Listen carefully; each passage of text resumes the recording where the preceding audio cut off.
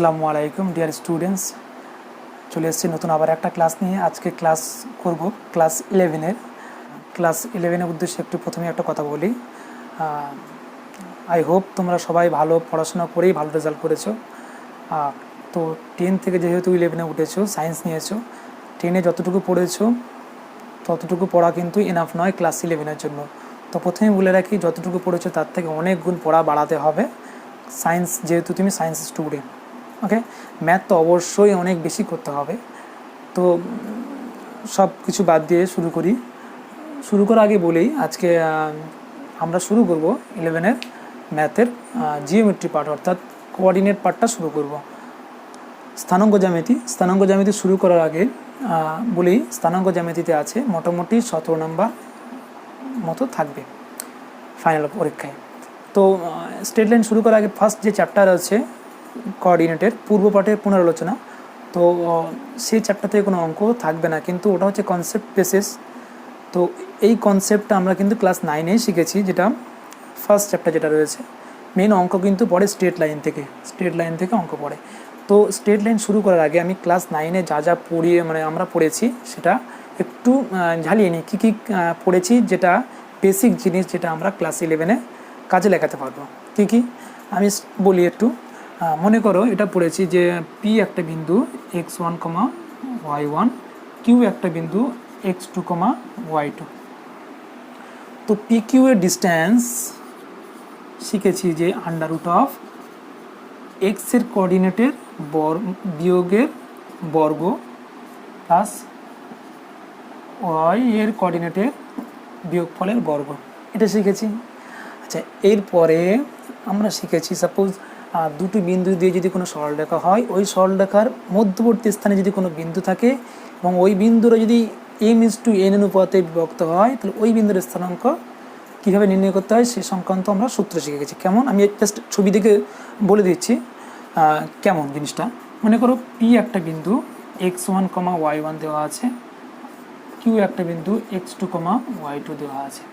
ওকে, তো এর মধ্যবর্তী যে কোনো স্থানে, এমনটা নয় যে মিডিলে হতে হবে, এই জায়গায় আর বিন্দু নিলাম, যেটা আর বিন্দুতে m/n অনুপাতে বিভক্ত হচ্ছে, অর্থাৎ পি আরটা হচ্ছে m আর কিউ হচ্ছে n। আমি এখানে বলতে চাইছি যে বিভক্তটা হচ্ছে সেটা হচ্ছে অন্তর্বিভক্ত হচ্ছে, অর্থাৎ যে বিভক্তীয় যে স্থান সেটা কিন্তু দুটো বিন্দুর মিডিলে যে কোনো জায়গায় অবস্থিত, এটাকে বলে অন্তর্বিভক্ত। তো অন্তর্বিভক্ত হলে তার যে সূত্র আমরা শিখেছিলাম যে এটা যদি আর এর মানটা xy ধরি, তাহলে এই x শিখেছিলাম যে mx2 plus nx1 by m plus n। একইভাবে y শিখেছিলাম my2 plus ny1 by m plus n। এটা কিন্তু আমরা জানি, তবু মনে রাখার জন্য বলি কীভাবে সূত্রটা মনে রাখতে হয়।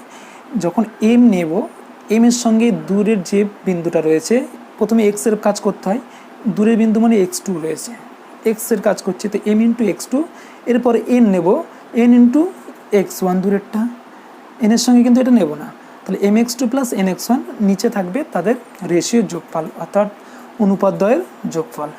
একইভাবে y এর ক্ষেত্রেও same, my2 plus ny1 by m plus n। এটা হচ্ছে অন্তর্বিভক্ত ফর্মুলা। বহির্বিভক্ত হলে কি শিখেছিলাম, শুধু কি করব, n এর জায়গায় আমরা -n নেব, তাহলে সেক্ষেত্রে কি হবে, শুধু মাইনাস হয়ে যাবে, এটা হয়ে যাবে কি mx2 minus nx1 by m minus n, my2 minus ny1 by m minus. Okay, আমি ধরেই নিয়েছি যে এগুলো তোমরা শিখেছো। এরপরে আমরা এটাও শিখেছি যে একটা ত্রিভুজের ক্ষেত্রফল কীভাবে নির্ণয় করতে হয় সেই সংক্রান্ত সূত্র আমরা শিখেছি। x1, y1, x2, y2 এবং x3, y3 যদি তিনটি বিন্দুর স্থানাঙ্ক জানা থাকে, তাহলে ত্রিভুজের ক্ষেত্রফল কী হয় সেই সংক্রান্ত সূত্র শিখেছি, লিখছি না, ঠিক আছে। হাফ ইন্টু দিয়ে যেটা ছিল। এরপরে আছে যেটা ত্রিভুজের তিনটি বিন্দু দেওয়া আছে, অর্থাৎ x1, y1, x2, y2, x3, y3 দেওয়া আছে, সেক্ষেত্রে ভরকেন্দ্রের স্থানাঙ্কও শিখেছিলাম তিনটে এক্সের যোগফল y3, মানে x1 plus x2 plus x3 by 3, আর y1 plus y2 plus y3 by 3, এগুলো শিখেছিলাম, আমি আর লিখছি না। তো ডাইরেক্ট আমরা চলে আসছি স্ট্রেট লাইন। স্ট্রেট লাইন শুরু করার আগে ডেফিনিশন দেওয়ার আগে আমার একটা জিনিস, একটা ওয়ার্ডের সঙ্গে আমাদের সঙ্গে পরিচিত হতে হবে, সেটা হচ্ছে সঞ্চারপথ বা লোকাস। সেটা আমি বলি একটুখানি, লোকাস বা সঞ্চারপথটা কী।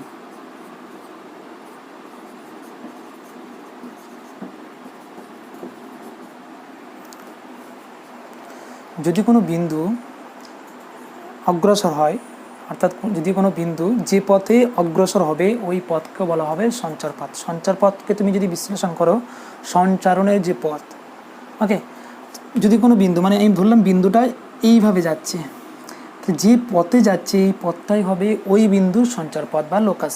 ওকে, আমি একটা বাস্তব এক্সাম্পল দিচ্ছি। মনে করো একটা পথে বা রাস্তায় কাদা রয়েছে, কর্দমাক্ত পথ রয়েছে, ওই পথের উপর দিয়ে তুমি হেঁটে হেঁটে যাচ্ছ। ওকে, তো হেঁটে হেঁটে যাওয়ার পরে দেখবে পায়ের দাগ পড়ে যাচ্ছে, তুমি যেভাবে গেছো সেই অনুযায়ী পায়ের দাগ পড়েছে, ওটাই হচ্ছে তোমার সঞ্চারপথ। তুমি নিজেকে যদি বিন্দু ভাবো এবং তোমার কাদাযুক্ত যে পথ তৈরি হলো, যে পায়ের দাগ দিয়ে যে পথ তৈরি হলো ওই পথটাই হচ্ছে তোমার সাপেক্ষে সঞ্চারপথ, অর্থাৎ বিন্দুর সঞ্চারপথ। তাহলে কীভাবে বুঝবো? যদি কোনো বিন্দু যে পথে অগ্রসর হবে ওই পথটাই হবে ওই বিন্দুর সঞ্চারপথ বা লোকাস। বিন্দুটা যদি এইভাবে অগ্রসর হয় তাহলে এই পথটাকে আমরা কী নাম দিতে পারি? বক্রপথ বা বক্ররেখা। যদি সোজাভাবে যায় তখন সেটা হয়ে যাবে সরলরেখা, স্ট্রেট লাইন। ওকে, যদি এইভাবে যায় সেটা হয়ে যাবে কি? বৃত্ত। ওকে, তো এইগুলো আমরা মোটামুটি জানলাম। এইবার আসছি আমি স্ট্রেট লাইনের ডেফিনেশন। স্ট্রেট লাইনের ডেফিনেশন বলি, if A point moves without changing direction, যদি কোনো বিন্দু তার গতিপথের দিক পরিবর্তন না করে অগ্রসর হয় তখন ওই যে পথে অগ্রসর হবে ওই পথকে বলা হবে সঞ্চারপথ। উইদাউট চেঞ্জিং ডিরেকশন, এটা মাথা রাখবে। তো কি হবে? যদি এই বিন্দুটা এগোচ্ছে, এই বিন্দুটা আগাচ্ছে, দেখো কোনো কি দিক পরিবর্তন হয়েছে মনে হচ্ছে? তাহলে কোনো দিক পরিবর্তন যদি না হয়ে অগ্রসর হয় তখন ওই বিন্দুর সঞ্চারপথকে বলা হবে স্ট্রেট লাইন বা সরলরেখা। যদি এইভাবে যাই তখনও দেখো কোনো চেঞ্জ হচ্ছে, ডিরেকশন চেঞ্জ হচ্ছে না, তখন এই বিন্দুটা এই পথে গেল, এই পথটা এই বিন্দুর সঞ্চারপথ মানে আমি আগে বলেছি সঞ্চারপথকে বলা হবে কি? বলা হবে স্ট্রেট লাইন। ওকে, তাহলে স্ট্রেট লাইনের ডেফিনেশন আমরা মোটামুটি শিখলাম। এবার আসছি আনতি। একদম মন দিয়ে শুনবে, প্রথম থেকে শেষ পর্যন্ত ক্লাসটা শোনো, দেখবে পুরো জিনিসটা ক্লিয়ার হয়ে, স্ট্রেট লাইন পুরোপুরি ক্লিয়ার হয়ে যাবে। আনতি যদি আগে বলি, আনতিটা কি?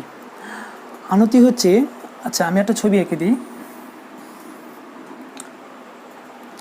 যদি কোনো সরলরেখা, প্রথমে শিখে গেছি সরলরেখা জিনিসটা কি, কেমন দেখতে হয়।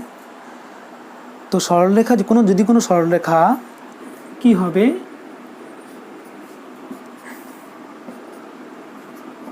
যদি কোনো সরলরেখা ধনাত্মক এক্সের সঙ্গে যে কোণ উৎপন্ন করবে ওই কোণটাকে বলা হবে আনতি। জাস্ট ডেফিনেশান, কোনো বোঝার ব্যাপারটা নেই, মানে মুখস্থ করতেই হবে ডেফিনেশানটা যে কী। আমি বুঝিয়ে দিচ্ছি কোনটাকে আনতি বলে। হ্যাঁ, তো কি হবে? আনতি হচ্ছে কি, এক্স অক্ষে ধনাত্মক, মানে ধনাত্মক এক্সের দিকে যে কোণ উৎপন্ন করবে সেটাই হচ্ছে ওই সরলরেখার কি হবে? আনতি। তাহলে মনে করি একটা সরলরেখা, তাই এই দেখো তো এই সরলরেখার ধনাত্মক এক্স মানে কোনটা? ধনাত্মক মানে ডান দিকেরটা, বাম দিকেরটা ঋণাত্মক। তো ধনাত্মক এক্স মানে এই দিকেরটা, এটা কিন্তু ধনাত্মক নয় এই সরলরেখার সাপেক্ষে, এটা হচ্ছে ঋণাত্মক। তো ধনাত্মক দিকে যে কোণ উৎপন্ন করবে সেটাই হচ্ছে আনতি। আমি নাম দিলাম কি? থিটা। তো এই থিটাকে বলা হচ্ছে আনতি। ক্লিয়ার? তো এই ধারটা কিন্তু আনতি নয়, যেহেতু এটা ধনাত্মক নয়, এটা হচ্ছে উল্টো দিকে। আমরা কোণ মাপি সবসময় কি? অ্যান্টি ক্লকওয়াইজ, অর্থাৎ কোণটা কিন্তু এইভাবে মাপি, তাই না? তো আমি তো ডেফিনেশন কি বললাম, যে কোনো স্ট্রেট লাইন ধনাত্মক এক্সের দিকে, এক্স অক্ষের দিকে যে কোণ উৎপন্ন করবে এটাই হবে কি? আনতি।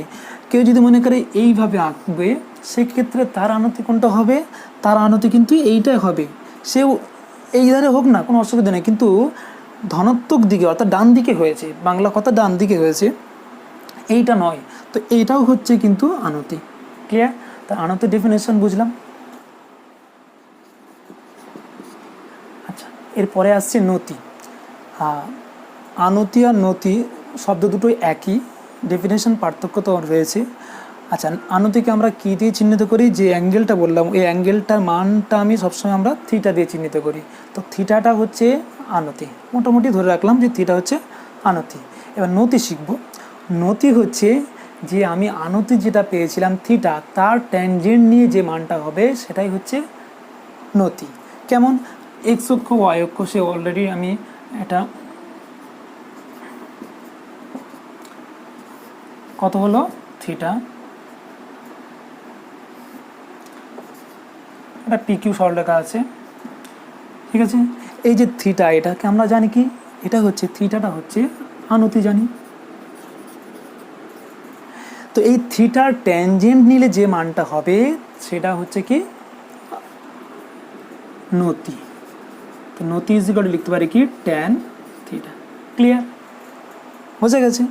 আচ্ছা, না থিটার মানটা তো ভ্যারি করে, 45 হতে পারে, 50 হতে পারে, 60 হতে পারে, 30 হতে পারে, তাই না? তাহলে সাপোজ একটা বললো যে এক্সাম্পল আমি দিলাম যে একটা সরলরেখা এক্স অক্ষের ধনাত্মক এক্সের দিকে 45 ডিগ্রি কোণ করে আছে, তাহলে তার নতি কত হবে? তার মানে ধনাত্মক এক্সের দিকে থিটা মানে অ্যাকচুয়ালি 45 ডিগ্রি অ্যাঙ্গেল করে আছে, মানে থিটা মান কত পেলাম আমরা? থিটা মান পেয়ে গেলাম 45। কিন্তু আমার চেয়েছে নতি। নতির ডেফিনেশন আমরা জানি tan theta. Tan theta, tan theta is equal two তাহলে কত হবে? ট্যান 45 অ্যাকচুয়ালি, থিটা মান 45 বসাবো, কত আসবে? 1 আসবে। তাহলে ওই যে থিটা কোনটা উৎপন্ন করেছিল তার সাপেক্ষে যে নতিটা উৎপন্ন হবে তার মানটা কত হবে? ট্যান 45 মানে 1। ক্লিয়ার? এইবার বলি নতি তো হচ্ছে বাংলায়, এর অনেকগুলো নাম রয়েছে। নতিকে ইংলিশে বলে কি? গ্রেডিয়েন্ট বা স্লোপ, ঠিক আছে। আবার বলে প্রবণতা, বলে সব কটা একই জিনিস।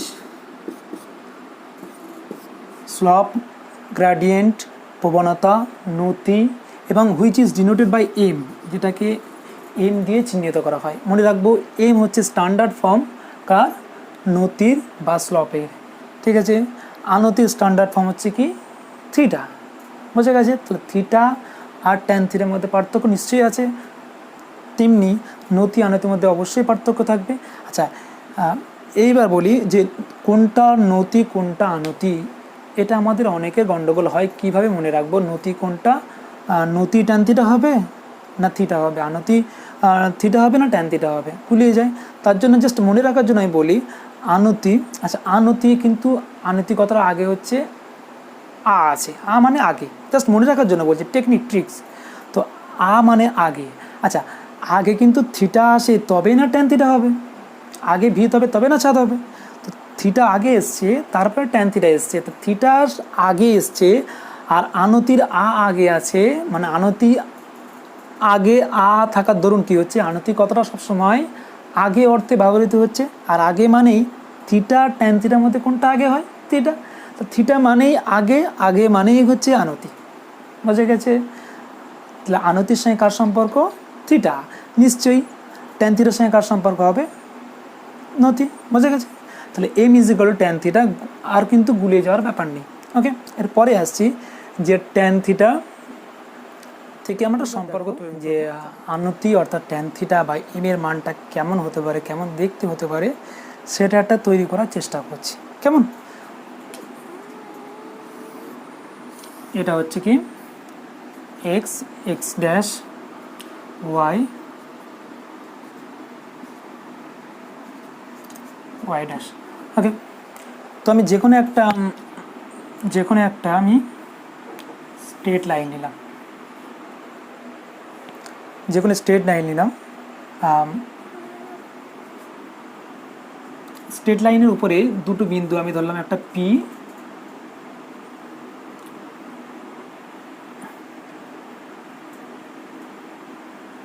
আচ্ছা এটা বাড়িয়ে দিই। ওকে, তো আমি দুটো বিন্দু ধরলাম, এই একটা বিন্দু, এই একটা বিন্দু। আমি ধরলাম এখানে পি ধরলাম x1, y1, আর কিউ ধরলাম কি x2, y2। দুটো বিন্দু আমি ধরেছি পি আর একটা হচ্ছে কিউ। অবশ্যই যে আমি থিটা ধরলাম কি তার হচ্ছে আনতি, ঠিক আছে, থিটা ধরলাম কি আনতি। তাহলে এইগুলো আমার জানা আছে, দুটো বিন্দু স্ট্রেট লাইনের উপরে যে কোনো দুটো বিন্দু, একটা হচ্ছে x1 আর একটা হচ্ছে x1 y1, একটা হচ্ছে x2 y2, যেটাকে ডিনোট করা হচ্ছে পি দিয়ে, যথাক্রমিক পি দিয়ে এবং কিউ দিয়ে। আর আমি থিটাটা হচ্ছে আনতি। ওকে, এখান থেকে আমি ট্যান থিটার মানটা বার করার চেষ্টা করছি, ট্যান থিটাটা কেমন দেখতে হয় সেটা বার করার চেষ্টা করছি। ওকে, আচ্ছা, এখান থেকে পি বিন্দু থেকে আমি পারপেন্ডিকুলার বা লম্ব টেনে দিলাম, কি বিন্দু থেকে আমি একটা পারপেন্ডিকুলার বা লম্ব টেনে দিয়েছি, ঠিক আছে। এটা পি, এটা কিউ, আচ্ছা নাম দিয়ে দিলাম, এটা আর নাম দিলাম, এটা এস নাম দিলাম। আচ্ছা, অরিজিনটাকে আমরা ও নাম দিলাম। মন দিয়ে দেখবে কত ইজি, দেখো একদম তোমরা মজা পেয়ে যাবে, দেখো কত সহজভাবে তৈরি করা যাচ্ছে। তো আমার বার করতে হবে ট্যান থিটা মানটা। ট্যান থিটা মানে অ্যাকচুয়ালি আমরা জানি, টেনে শিখেছি, ট্যান থিটা মানে হচ্ছে সমকোণী ত্রিভুজে না হলে ট্যান থিটা আসবেই না। তো সমকোণী ত্রিভুজ আমার তৈরি করতে হবে, তাই না? আচ্ছা, এর সঙ্গে এক্স অক্ষের সঙ্গে সমান্তরাল সরলরেখা টানলাম আমি এই, আচ্ছা ওকে। তাহলে এইবার দেখো এই মানটা যদি থিটা হয়, এই মানটা কি থিটা হবে না? থিটা হবে না? অবশ্যই থিটা হবে। কেন বলো তো? এক্স অক্ষের সঙ্গে এটা আমি সমান্তরাল সরলরেখা টেনেছি। তো সমান্তরাল সরলরেখা টানলে এইটা যদি ছেদক বা ভেদক হয়, এটার সঙ্গে এই কোণটা অনুরূপ কোণ হয়, তাহলে এই কোণটার মান যদি থিটা হয়, এটাও থিটা হবে। ক্লিয়ার? একদম ইজি। তো এটাকে নাম দিলাম PQRS, টি নাম দিলাম, ঠিক আছে। সব কটা নাম দিয়ে ফেলেছি। তাহলে অ্যাকচুয়ালি আমার ট্যান থিটা বার করতে হবে। আচ্ছা, ট্যান থিটা মানে কি আমরা জানি লম্ব বাই ভূমি। তাহলে এই যে সমকোণী ত্রিভুজ কিন্তু তৈরি করে ফেলেছি। তো এই সমকোণী ত্রিভুজের সাপেক্ষে আমি ট্যান থিটা বার করতে পারবো না? একদম ইজিভাবে বার করে নেবো। কেমন দেখো, তো ট্যান থিটা মানে আমরা জানি লম্ব বাই ভূমি। তো এখানে দেখো আমি তৈরি করছি ট্যান থিটা। ট্যান থিটা মানে আমরা কি জানি? লম্ব বাই ভূমি। তা এই সমকোণী ত্রিভুজের সাপেক্ষে লম্ব কোণটা কিউটি আর ভূমি কোণটা পিটি। তো এটাকে লিখতে পারি কিউটি বাই পিটি। দেখো এই মানটা বার করতে পারলে কিন্তু আমার ট্যান থিটা মানটা বেরিয়ে যাবে। এইবার আমরা সব জিনিসটা এইবার ধ্যান দিয়ে দেখব যে একদম কিউটি মানে কি হয়, পিউটি মানে কি হয়, এগুলো দেখি। আচ্ছা, ফার্স্ট দেখি এর ক্ষেত্রে দেখো কিউ এর পি এর যে মানটা বিন্দুটা আছে x1, y1, তাহলে পি এর x1টা হচ্ছে ভুজ না, আর y1টা কি? এটা হচ্ছে কোটি। তাহলে ভুজ মানে অ্যাকচুয়ালি এই ডিস্টেন্সটাই কি এক্স এর মান বা ভুজের মান না? পি বিন্দু আমি বলি যে কোনো সরলরেখা, কোনো বিন্দু এই ডিস্টেন্সটাই কি ভুজ হয়। তাহলে এই ডিস্টেন্সটা তো x1 এর মান, তাহলে এই ডিস্টেন্সটা হচ্ছে x1 এর মান। তাহলে এই ও আরটাই মানে কি x1 না? আমি পরপর সব লিখে দিচ্ছি। ও আর মানে তাহলে কি x1, মন দিয়ে দেখবে। তো ও আর মানে কি x1। তাহলে y1 মানে কি বলো তো? এই ডিস্টেন্সটা হচ্ছে কি y1। তাহলে এটাই তো কোটি। তাহলে এই ডিস্টেন্স যদি y1 হয়, তাহলে এটাই কিন্তু কি দেখো তো আর পি বা পি আর না? একই কথা। তাহলে আমি আর পি ইজিক্যাল টু কি লিখতে পারি? এটা হচ্ছে y1। সব লিখে নিচ্ছি, কেন লিখছি এক্ষুনি বুঝতে পারবে। এইবারে দেখো ঠিক এবার কিউ এর ক্ষেত্রে দেখি। কিউ এর ক্ষেত্রে কিন্তু এই ডিস্টেন্সটাই হচ্ছে কিন্তু x2 এর মান, তাই না? ভুজ না? যেভাবে এটা বললাম, তাহলে এখানে আমি ও এস ইজিক্যাল টু বলতে পারি কি x2 না? একইভাবে এই ডিস্টেন্সটাই কিন্তু y2, তার মানে আমি বলতে পারি এস কিউ ইজিক্যাল টু কি y2। এই পর্যন্ত ক্লিয়ার? ঠিক আছে। আচ্ছা, আমার দরকার কিউটি মানে অ্যাকচুয়ালি এই টোটালটা থেকে এইটুকু বিয়োগ করতে হবে, তাই না? তো কিউটি মানে কি টোটালটা থেকে এইটুকু বিয়োগ করতে হবে। আচ্ছা, আবার দেখো তো, তাই তো? তাহলে আবার দেখো তো ওই পি আর টিএস কিন্তু একই ডিস্টেন্স, একই হবে, কারণ এইটার সঙ্গে এটাও লম্ব আছে, এটাও লম্ব আছে, ঠিক আছে? হ্যাঁ, আর এটার সঙ্গে তো একটু সমান্তরাল। তো যদি আয়তক্ষেত্র ভাবো, সেক্ষেত্রে এই বাহু সমান হয়, তাহলে এইটার সঙ্গে কিন্তু এটা সমান, অর্থাৎ পি আর যা ডিস্টেন্স হবে টিএস এর ডিস্টেন্স একই, তাই না? তাহলে পি আর যা টিএস একই কথা। তার মানে বলতে পারি যে পি আর ইজিক্যাল টু কি, বা আমি যদি একই করি এখানে কি বলেছি, আরপি বলেছি, আরপি ইজিক্যাল টু কী বলতে পারি, এসটি। ক্লিয়ার হলো? আরপি ইজিক্যাল টু কী হলো, এসটি হলো। এবার মানটা বসিয়ে দিচ্ছি। তাহলে কিউটি মানে আমরা কী জানি বলো তো, কিউটি আমার দরকার এইটুকু, তো কিউটিকে আমি ডাইরেক্ট লিখতে পারছি না, কিউটিকে আমি লিখতে পারি এই টোটালটা মাইনাস এইটা। মন দিয়ে দেখবে, তাহলে কিউটি ইজিক্যাল টু লিখলাম আমি কি, এস কিউ মাইনাস এসটি, তাই না? এস কিউ থেকে আমি এসটি বাদ দিলে আমি কি পেয়ে যাবো, কিউটি পেয়ে যাবো। তাহলে এস কিউ লিখলাম, এই পিটি। আচ্ছা পিটি মানে কোনটা দেখি, পিটি মানেই কিন্তু আর এস। তাহলে এখানেও লিখে দেই যে আর এস যা, পিটি আমি লিখছি না, ঠিক আছে, পিটি যা আর এস একই। তাহলে আমার অ্যাকচুয়ালি পিটি বার করা মানে আমার আর এস এর মান বার করা। আচ্ছা আর এসটা দেখো তো, আর এসটা এই টোটাল ডিস্টেন্স থেকে যদি আমি এইটুকু বাদ দিই সেটাই কি হবে, আর এস হবে না? কেন, পিটি বার করছি মানে আর এস বার করছি।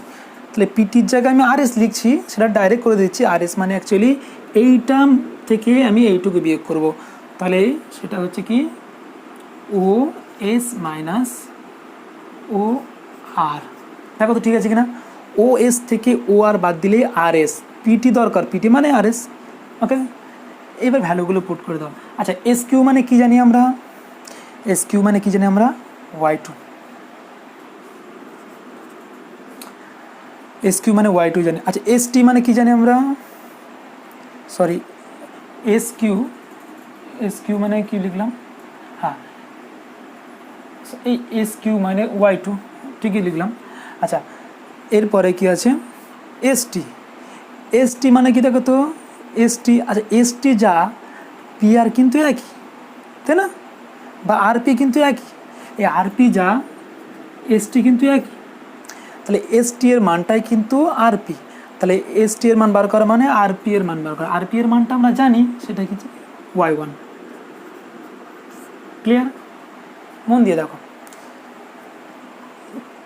এরপরে দেখো এবার আমি ওএস এর মানটা বসিয়ে দিই। ওএস, ওএস মানে হচ্ছে কত, ওএস মানে দেখো কত, এক্স টু।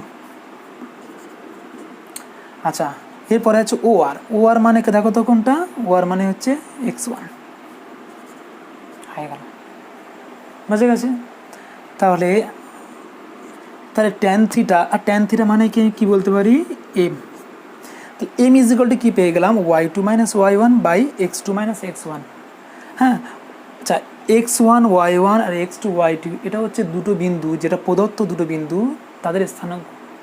তাহলে আমি বলতে পারি যে কোটির ডিফারেন্স না, Y two minus Y one by কি, ভুজের ডিফারেন্স।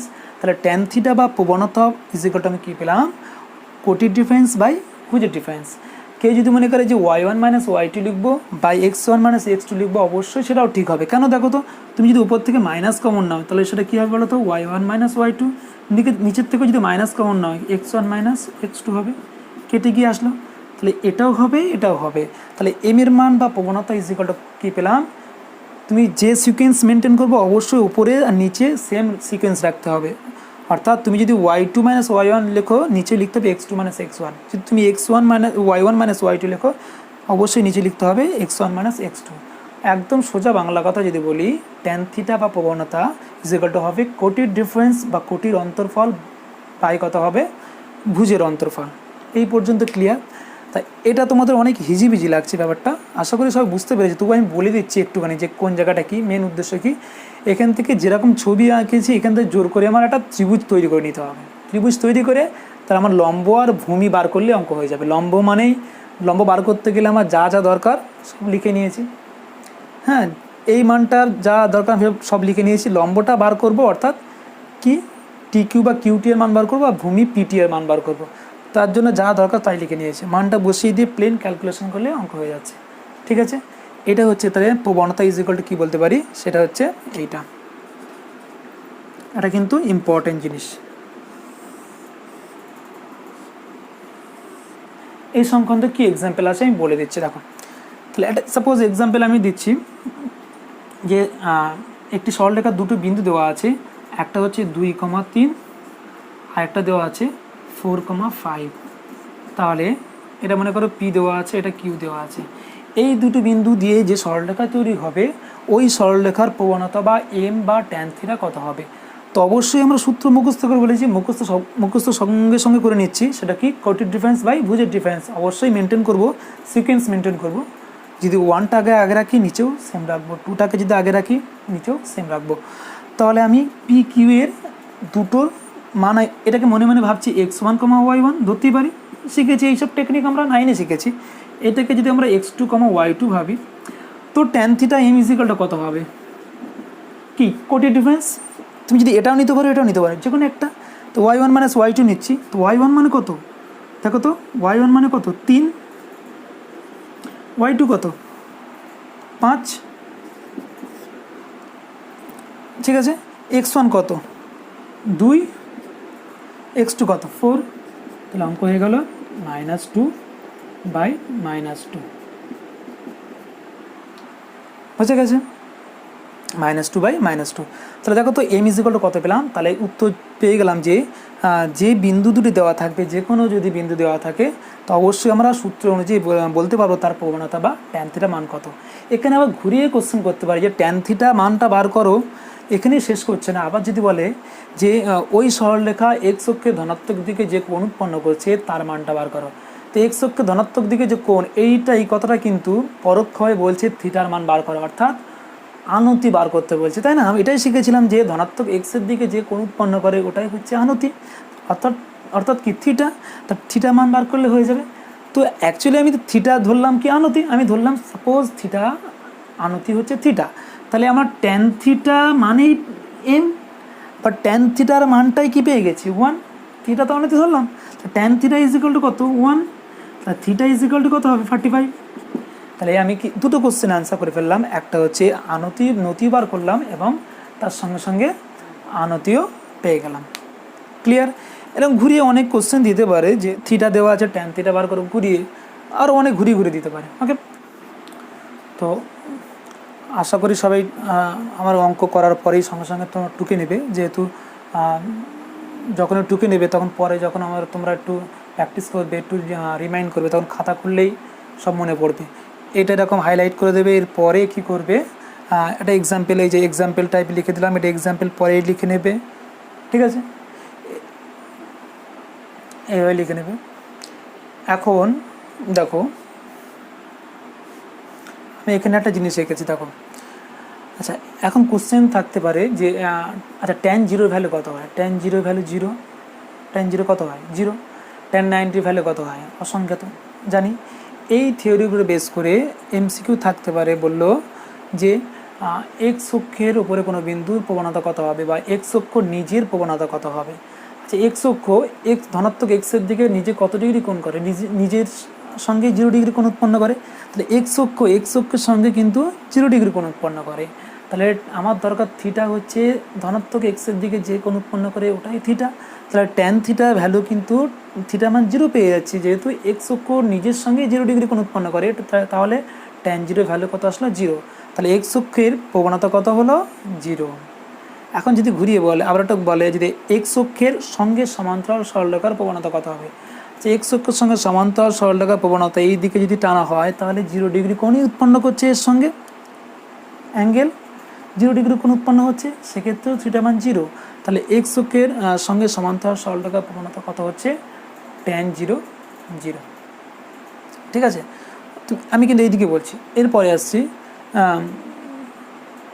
যে তোমার কত আসছে ওয়াই অক্ষের প্রবণতা কত হবে। আচ্ছা, ওয়াই অক্ষ এক্স অক্ষে ধনাত্মক দিকে কত ডিগ্রি কোণ উৎপন্ন করে, নিজেই কিন্তু 90 ডিগ্রি কোণ উৎপন্ন করে। তো ওয়াই অক্ষ কিন্তু এক্স অক্ষে ধনাত্মক দিকে 90 ডিগ্রি কোণ উৎপন্ন করে, যার জন্য বলতে পারি থিটার মান কত 90। তাহলে সেক্ষেত্রে ট্যান 90 হবে, ট্যান 90 কিন্তু আনডিফাইন্ড বা অসংজ্ঞাত। ক্লিয়ার। তো ওয়াই অক্ষের প্রবণতা কত হলো অসংজ্ঞাত। এমসিকিউ থাকতে পারে নিচের কোনটি সঠিক, এরকম টাইপের। এরপরে ওয়াই অক্ষের সঙ্গে সমান্তরাল সরলরেখার প্রবণতা কত হবে, সেই একই, এ যদি 90 ডিগ্রি কোণ উৎপন্ন করে, এর সঙ্গে সমান্তরাল সরলরেখা সেও কিন্তু এক্স অক্ষের ধনাত্মক দিকে 90 ডিগ্রি কোণ উৎপন্ন করবে, যার ফলে ট্যান 90 হবে, ট্যান 90 কি হয়ে যাবে অসংজ্ঞাত হয়ে যাবে। ওকে, এইটুকু বললাম। আচ্ছা, এরপরে সরলরেখার সমীকরণ কেমন দেখতে হবে, এক্স অক্ষের সমান্তরাল সরলরেখার সমীকরণ কেমন দেখতে হবে, এটা মোটামুটি ধারণা ছিল ক্লাস 9-এ যখন পড়ানো হয়েছিল বা তোমরা পড়েছিলে, তখন মোটামুটি একটা আইডিয়া ছিল। আমি আবার রিপিট করছি যে কেমন দেখতে হয়। সাপোজ আমি টেনে নিলাম, এটা হচ্ছে X, x dash, Y dash, Y. তো আচ্ছা বলো, ওয়াই অক্ষের সমান্তরাল সরলরেখা, আমি ফার্স্ট ওয়াই ভাবছি। তো ওয়াই অক্ষের উপরে প্রত্যেকটা বিন্দুর এক্সের মান 0 হবে না কেন? ওয়াই অক্ষের মনে করো এই জায়গাটা বিন্দু আছে, এই বিন্দু কিন্তু এইদিকেও যাচ্ছে না, এইদিকেও যাচ্ছে না, তার মানে এক্সের এইদিকে গেলে এক্সের পার্ট, এইদিকে গেলেও এক্সের পার্ট, তো এক্সের ভ্যালু কত হচ্ছে? 0 হচ্ছে। তাহলে ওয়াই অক্ষের উপরে যে কোনো এক্সের যে কোনো পার্ট 0 হচ্ছে। এখন যে ওয়াই অক্ষ থেকে আমি বললাম সমান্তরাল সরলরেখা, অর্থাৎ এই ডিস্টেন্স অলওয়েজ ইকুয়াল হবে, তবে না সমান্তরাল সরলরেখা। তাহলে এই ডিস্টেন্সটা আমি ধরলাম সাপোজ হচ্ছে এ ডিস্টেন্স বজায় আছে, তাহলে এখানেও এ আছে, এখানেও এ আছে, তাহলে এই সরলরেখায় এখানে এক্স ইজিক্যাল টু কত একক দূরে আছে? এ একক দূরে আছে। তাহলে অলওয়েজ এ দূরত্ব মেনটেন করছে, কার দূরত্ব মেনটেন করছে? এক্স ইজিক্যাল টু এ দূরত্ব মেনটেন করছে। তার মানে বলতে পারি যে এই সরলরেখাটা এক্স ইজিক্যাল টু এ এর জন্য সত্য, তাই না? এর ক্ষেত্রে প্রত্যেকটা এক্সের প্রত্যেকটা মান এ হবে। তাহলে ওয়াই অক্ষের সমান্তরাল সরলরেখার সমীকরণ কেমন হবে?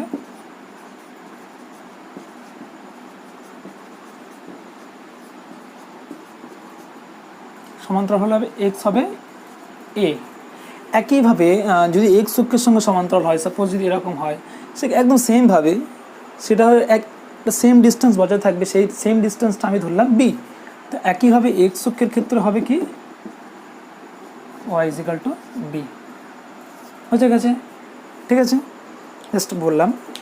এবার প্রবণতা ছেদিতাংশ আকার, প্রবণতা ছেদিতাংশ আকার, এটা আমি বলছি কি জিনিসটা কি।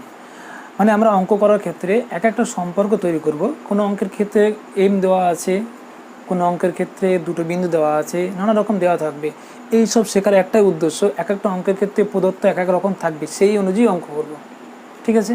তো আমি একদম শুরু থেকেই যে অনুযায়ী বলছি সেই অনুযায়ী পরপর দেখো, একটার পর একটা স্টেপ আঁকাবো, সেই অনুযায়ী সব হয়ে যাবে। কত ইজি রাখো। মানে অ্যাকচুয়ালি প্রবণতা মানে আমরা জানি এম, আর ছেদিতাংশ সি দিয়ে চিহ্নিত করছি। ব্যাপারটা কি বলি, ছেদিতাংশ কথার মানে হচ্ছে ছেদ করেছে এমন অংশ। তার মানে এখানে অ্যাকচুয়ালি ওয়াইয়ের ছেদিতাংশ বলতে মানে ওয়াইয়ের যতটুকু অংশ ছেদ করেছে কোনো সরলরেখা, সেই অংশটাকে বলা হচ্ছে ছেদিতাংশ।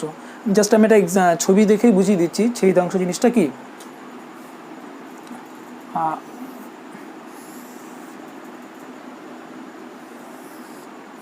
দেখো নামগুলো দিয়ে দিই, এক্স, এক্স ড্যাশ,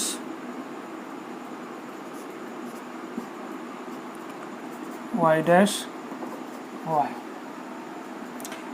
দেখো এই একটা সরলরেখা আছে, মনে করো পি, পি নয়, ঠিক আছে, মনে করি এ বি একটা সরলরেখা আছে।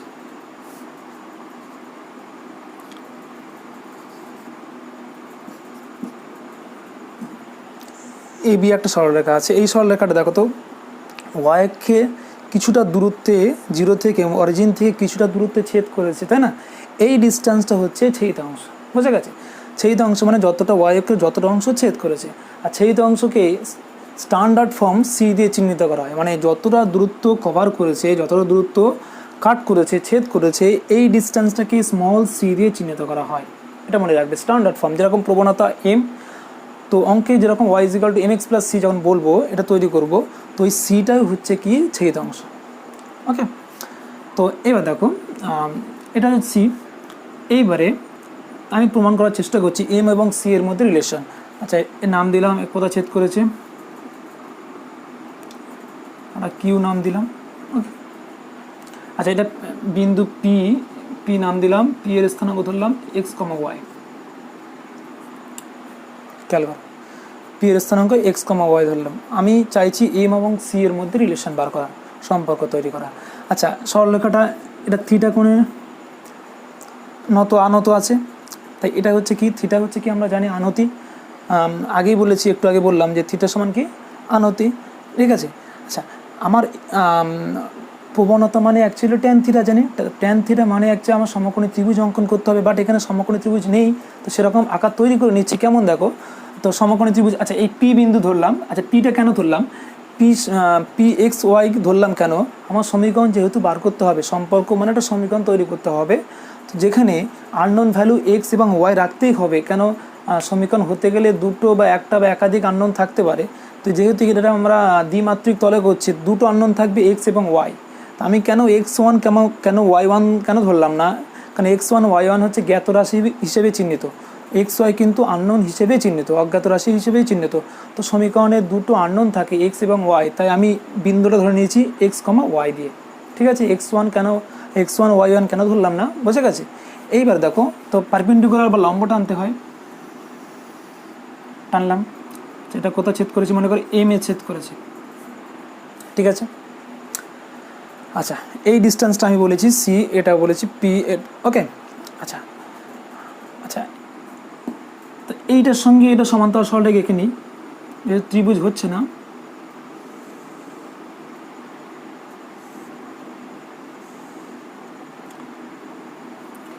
নাম দিলাম ডি, নাম দিলাম, যা খুশি দিলাম। এটা কিন্তু অরিজিন ও। এইবার দেখো, আমার ট্যান থিটা দরকার। তো ট্যান থিটা মানে আমার এই জিনিসটা, তাই না, লম্ব বাই ভূমি। ওকে, তাহলে আমার কিন্তু এম দরকার। এম মানে হচ্ছে কি ট্যান থিটা। ট্যান থিটা মানে কি লম্ব বাই ভূমি। লম্ব মানে কোনটা, পিডি, ভূমি কোনটা, কিউডি। এই রিলেশনটা বার করলেই অঙ্ক হয়ে যাবে। এবার বলি, এটা যদি থিটা হয়, আগেই বলেছি এটা যদি থিটা হয়, এটা কি থিটা হবে না? কেন? আগে বলেছি যে এইটার সঙ্গে এটা সমান্তরাল।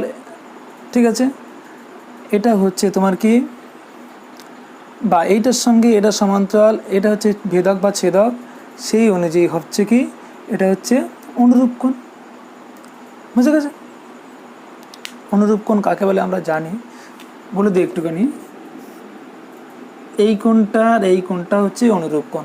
তুমি জাস্ট ইমাজিন করো যে এটা বাড়িয়ে দাও, তাহলে এই কোণটা অনুরূপ কোণ হবে না? এর মতো নকল না? বুঝে গেছে? তো যেহেতু এটার সঙ্গে এটা সমান্তরাল আছে এবং এটা ভেদক বা ছেদক, তাহলে এই কোণটা অনুরূপ কোণ সেম হয়, তাই থিটা লিখলাম। এখন আমার ট্যান থিটা বার করতে হবে, তাই লম্ব বাই ভূমি। বুঝে গেছে? পি বাই কিউডি করলাম। এইবার দেখো, আমার পিডি বার করতে হবে আর কি তোমার কিউডি বার করতে হবে, অঙ্ক হয়ে যাবে। আচ্ছা, এবার দেখো এই ডিস্টেন্সটা কত বলো তো, আর এই ডিস্টেন্সটা কত? এখানে পি সমান ধরেছি আমি এক্স কমা ওয়াই, তাহলে এই ডিস্টেন্সটাই এক্স না, হ্যাঁ কি না? তাহলে ও এম ইজিক্যাল টু হবে কি, এই O M is equal to x না? বুঝে গেছে? অনুরূপভাবে এই এম পি বা পি এম ইজিক্যাল টু কি, ওয়াই না? ক্লিয়ার? এটাই তো এক্স আর এটাই তো ওয়াই, তাই লিখেছি P M is equal to y. কারণ এইটা যেহেতু এক্স ওয়াই আমার রিলেশন বার করতে হবে, এক্স ওয়াই অবশ্যই থাকতে হবে। এবার দেখো, আমার দরকার কি পিডি, তাহলে পিডি, তাহলে দেখো তো পিডি, এই যে পিডি কেন লেখে, পিডিকে লেখা যায়, দেখো এবার দেখো পিডি মানে কি লেখা যায়, টোটালটা পি এম মাইনাস কি এমডি। ঠিক আছে, ওকে। এবার কিউডি, আচ্ছা কিউডি মানে কি লেখা যায় বলো তো, কিউডি মানে কিন্তু ও এম।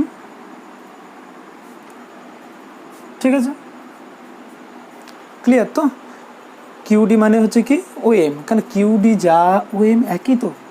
আমি ব্যাখ্যা করছি না, ব্র্যাকেটে সব লেখা উচিত যদি প্রমাণ চাই। আমি জাস্ট মেন থিওরিটা কীভাবে আসছে, অঙ্ক তো প্রমাণ ছাড়া কথা বলে না, কীভাবে সম্পর্কটা আসছে সেটা আমি দেখাচ্ছি। তো পেয়ে গেলাম। এবার দেখো, আমার পিএম এর মান জানা আছে, পিএম এর মান কত বলো তো, ওয়াই। এইবারে এমডি এর মান কিন্তু আমার জানা নেই, কিন্তু এমডি যা, দেখো এমডি যা ওসি একই কথা না? আবার ওসি এর মানটা আমি বলেছি এই মানটাই তো সি, ওসি এর মান কি স্মল সি। তাহলে মানগুলো বসিয়ে দাও, পিএম এর মান কত পেয়েছি ওয়াই, আর এমডি এর মান, এমডি যা ওসি একই তাই সি, আর ও এম এর মান কত, ও এম এর মানটাই কিন্তু এক্স। ওকে, তাহলে এখানে এম লিখে দিলাম, কোনখানে গুণ করে দাও, y minus C is equal to M x. ঠিক আছে, ওয়াই ইজ ইকাল টু হবে এম এক্স প্লাস সি। এই একটা ইম্পর্টেন্ট সম্পর্ক, খবরদার, এটা ইম্পর্টেন্ট। থিওরি তৈরি হলো, আমি এইটাই সম্পর্ক তৈরি করার চেষ্টা করছিলাম যে y is equal to M x plus C. Clear? যেখানে এম এবং সি এর মধ্যে সম্পর্ক। এখন এইবার আমি একটা এক্সাম্পল দিচ্ছি, এইবার তুমি বুঝতে পারবে কোনো অঙ্কে কেন তৈরি করলাম। এক্সাম্পল দেখো, বললো একটা সরলরেখা ওয়াই অক্ষকে 3 একক দূরে ছেদ করছে এবং তার প্রবণতা কত? হাফ। তাহলে সরলরেখার সমীকরণ কী হবে? তাহলে এখানে দেখো x1 y1 কিছুই বলে দেওয়া নেই, এম এবং সি দেওয়া আছে। তাহলে আমি কি বললাম? ওয়াই অক্ষকে 3 একক দূরে ছেদ করছে, তার মানে বলে দেওয়া থাকবে ধনাত্মক, বলবে ওয়াই অক্ষে ধনাত্মক দিকে 3 একক দূরে ছেদ করছে বা ঋণাত্মক দিকে। আমি বললাম যে ওয়াই অক্ষে ধনাত্মক দিকে 3 একক ছেদ করছে। যদি বলে ঋণাত্মক দিকে, সেক্ষেত্রে কত হবে? সি ইজ ইকাল টু -3 লিখবো। বুঝে গেছে? তো আমি জাস্ট বলছি যে তাহলে 3 একক দূরে ছেদ করছে, ধনাত্মক ধরেছি, তাহলে C is equal to actually দেওয়া আছে 3, আর দেওয়া আছে প্রবণতা কত? দেওয়া আছে কত? হাফ। তাহলে সি এবং এম পেয়ে গেছি। তাহলে আমরা জানি তো, সম্পর্ক জানি তো, y is equal to M x plus C. M এর জায়গায় কত বসিয়ে দেবো? হাফ। আর সি এর জায়গায় কত বসিয়ে দেবো? 3। এখান থেকে আমরা পেয়ে যাব 2y ইজ ইকাল টু কত হয়ে যাবে? X plus 6। বাম দিকে নিয়ে চলে আসবে, অঙ্ক হয়ে যাবে। ঠিক আছে? ক্লিয়ার? আমি যেটা বলতে চাইলাম যে কেন তৈরি করলাম, এইসব সব শেখার একটাই উদ্দেশ্য, এক এক অঙ্কের ক্ষেত্রে এক এক রকম বলে দেওয়া থাকবে, কোনোটা ডাইরেক্ট দেওয়া থাকবে না, ঘুরিয়ে দেওয়া থাকবে। আবার যদি এটা এরকম দেওয়া থাকে যে বললো যে কোনো একটা সরলরেখায় এক্স অক্ষে ধনাত্মক দিকে 45 ডিগ্রি কোণ করছে এবং ওয়াই অক্ষকে -3 একক দূরে ছেদ করছে, ঠিক আছে? তাহলে সরলরেখার সমীকরণ কী হবে? তাহলে দেখো থিটার মান কিন্তু 45 দেওয়া আছে, তার মানে আমার এম এর মান কিন্তু tan 45, মানে 1 পেয়ে গেছি। তাহলে এম এর মান 1 পেয়ে গেছে, ডাইরেক্ট দেওয়া নেই, ইনডাইরেক্ট দেওয়া আছে। এবং তোমার সি এর মানটা দেওয়া আছে, অন্য কিছু 3 বা 2 যা দেওয়া থাকবে সেই অনুযায়ী আমি কী করবো? Y is equal to M x plus C তৈরি করে নেবো। ঠিক আছে? Clear? Y is equal to M x plus C, এটা প্রমাণ করেছি tan theta is equal to লম্ব বাই ভূমি, এইটার উপরে বেস করে। আচ্ছা, এই প্রমাণটা কিন্তু একটু অন্যভাবেও করা যায়। হ্যাঁ, যেটা আমরা প্রথমেই শিখেছি, এম ইজ ইকাল টু কি? y1 - y2 by x1 - x2, ওইটাকে বেস করেও করা যায়। কেন এই কথা বলছি? যেটা হচ্ছে আমার এম মানে হচ্ছে দুটো বিন্দুর স্থানাঙ্ক জানা থাকলেই কিন্তু এম বার করা যায়। এখানেও কিন্তু দুটো বিন্দুর স্থানাঙ্ক জানা আছে, একটা নাই নাম দিয়েছি, আর একটা কিন্তু বার করা যাবে। আচ্ছা দেখো তো, এই কিউ, এই ছেদ বিন্দুটা কী নাম? কিউ নাম দিয়েছিলাম। কিউর স্থানাঙ্ক কত হবে? আচ্ছা, এই পার্টটা এর এক্সের পার্ট যেহেতু ওয়াই অক্ষের উপরে আছে, এক্সের পার্ট মানে আমি একটু আগেই বলেছি এক্সের পার্ট কী হয়? 0 হয়ে যায়। এর ওয়াইয়ের পার্ট মানে এখান থেকে অরিজিন থেকে সি একক দূরত্ব আছে, তাহলে এর স্থানাঙ্ক হবে 0,c। তাহলে এটাকে তুমি যদি x1, y1 ভাবো, এটাকে মনে যদি তুমি x2, y2 ভাবো, তাহলে m is equal to x1 - y1 - y2, m is equal to y1 - y2 by x1 - x2। সেই সূত্র অনুযায়ী এই দুটো মান বসিয়ে দেবো, দেখবো কি y is equal to M x plus C চলে আসবে, 100% চলে আসবে। এটা তোমরা নিজে খাতায় ট্রাই করবে, দেখবে আসলে অবশ্যই তোমরা কমেন্ট করে জানাবে যে হ্যাঁ ঠিক আছে, এসেছে। ওকে, এরপরে আমরা শুরু করতে যাচ্ছি। এইবার দেখো, পরেরটা করছি বিন্দু প্রবণতা আকার। বিন্দু মানে একটা প্রদত্ত বিন্দু দেওয়া থাকবে আর প্রবণতা দেওয়া থাকবে, সেই অনুযায়ী সমীকরণ কেমন হবে, সরলরেখার সমীকরণ কেমন হবে, সেই সম্পর্কিত একটা সম্পর্ক তৈরি করার চেষ্টা করছি। ঠিক আছে? মানে প্রদত্ত বিন্দু দেওয়া থাকবে এবং প্রদত্ত প্রবণতা দেওয়া থাকবে। ওকে, তাহলে অ্যাকচুয়ালি এম দেওয়া থাকবে আর x1 y1 প্রদত্ত বিন্দু দেওয়া থাকবে, কেমন হবে? ঠিক আছে, তো আমি একটা ছবি এঁকে নিই।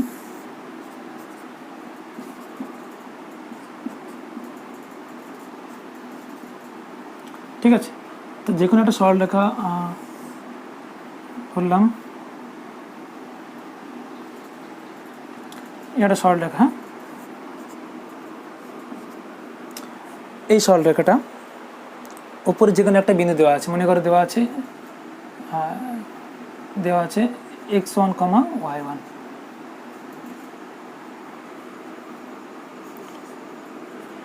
প্রদত্ত বিন্দু দেওয়া আছে কি?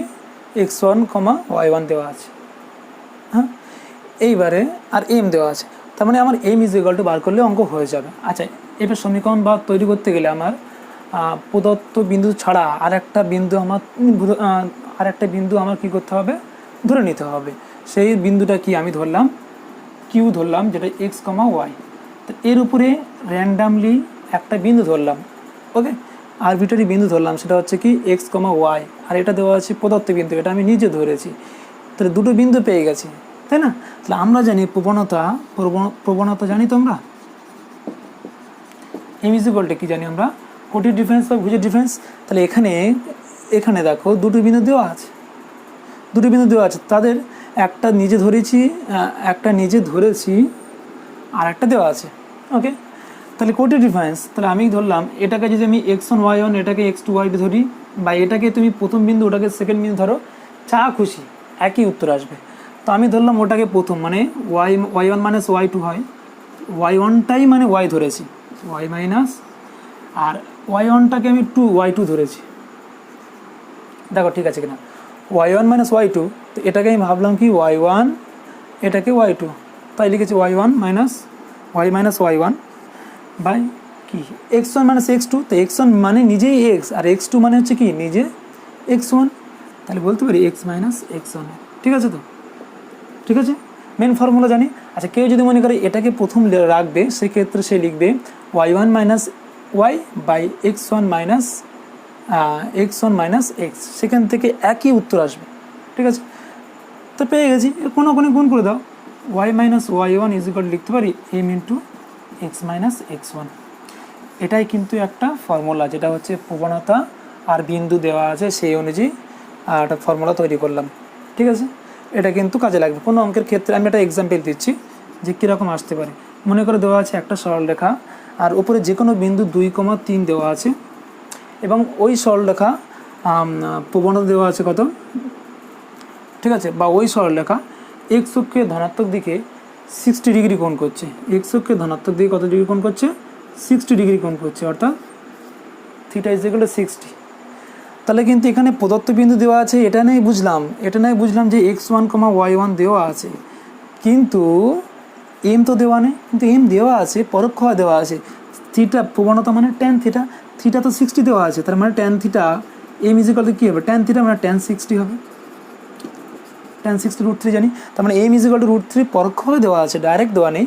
এম পেয়ে গেলাম, আর প্রদত্ত বিন্দু x1, y1 পেয়ে গেছি। এখানে x1 y1 এর জায়গায় এটা বসিয়ে দেবো, আর এম এর জায়গায় √3 বসিয়ে দেবো, অঙ্ক হয়ে যায়। বুঝা গেছে, ক্লিয়ার? কেউ যদি ভুলেও যায় তো কী করবে, আমার সূত্র মুখস্থ নেই, আমরা জানি প্রবণতা মানে কোটির ডিফারেন্স বা ভুজের ডিফারেন্স, ডাইরেক্ট একটা বিন্দু দেওয়া থাকবে, একটা বিন্দু ধরে নেবো, তাদের ডিফারেন্স করে দেবো, কি ডিফারেন্স বাই ডিফারেন্স করে দিয়েই কিন্তু সম্পর্ক অটোমেটিক চলে আসবে, মুখস্থ করার কোনো ব্যাপার নেই। ক্লিয়ার? থিওরি ক্লিয়ার না হলে কিন্তু অঙ্ক সমস্যা হবে, এই জন্য আমি বারবার জোর দিচ্ছি থিওরির উপরে। ওকে, আচ্ছা, এখান থেকে দেখো, এখান থেকে কিন্তু আমি একটা সিমেট্রিক আকার বলে, একটা প্রতিসম আকার বলে একটা ব্যাপার আছে, সেটা একটু বলে দিই কী ব্যাপারটা কি। দেখো, প্রতিসম আকারটা কি, সিমেট্রিক ফর্ম বিভিন্ন অঙ্কের ক্ষেত্রে দেওয়া থাকে যে সিমেট্রিক ফর্মে তৈরি করো বা প্রতিসম আকারে তৈরি করো, সমীকরণটা কেমন দেখতে হবে সেটা দেখি, কোনটাকে প্রতিসম আকার বলে। আচ্ছা, এখান থেকে দেখো তো, y minus y1 is equal two, আমরা এম জানি কি, এম মানে ট্যান থিটা জানি, আমরা লিখতে পারি এম ইজ ইকুয়াল টু কি, ট্যান থিটা। ওকে, তো আবার দেখো y minus y1 is equal to tan থিটাকে লেখা যায় sine theta by cos theta.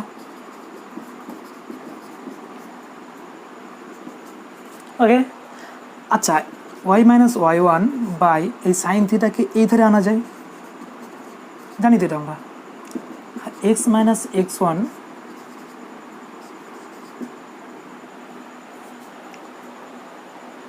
ঠিক আছে, লিখতে পেরেছি। তো এইটাকেই বলা হচ্ছে প্রতিসম আকার। ঠিক আছে, এটাকে স্মল আর দিয়ে চিহ্নিত করা হয়। স্মল আর দিয়ে কেন চিহ্নিত করা হয় এবং স্মল আরটা কী সেটা বলে দিই। স্মল আর এটা হচ্ছে ডিস্টেন্স বিটুইন 2 পয়েন্টস। কোন দুটো পয়েন্ট? এটা হচ্ছে x1 একটা বিন্দু এবং x1 y1 একটা বিন্দু, তাদের মধ্যে যে দূরত্ব সেটাকে বলা হয়, আমরা জানি তো দুটো বিন্দুর মধ্যে দূরত্ব,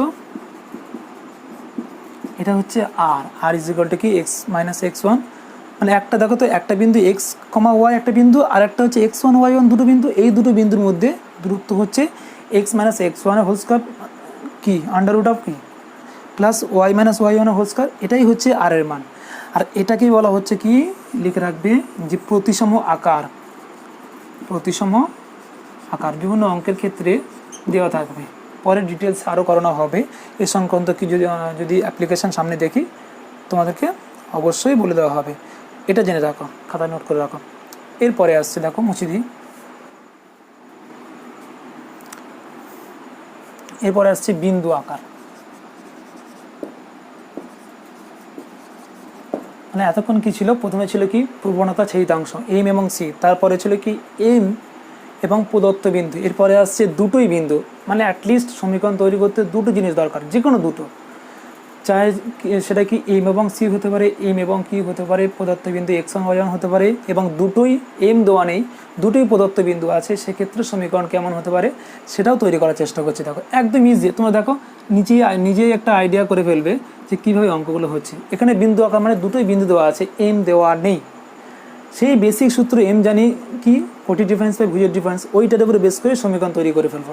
ঠিক আছে, আচ্ছা আগের ছবিটাই আমি করে দিচ্ছি, পি কিউ,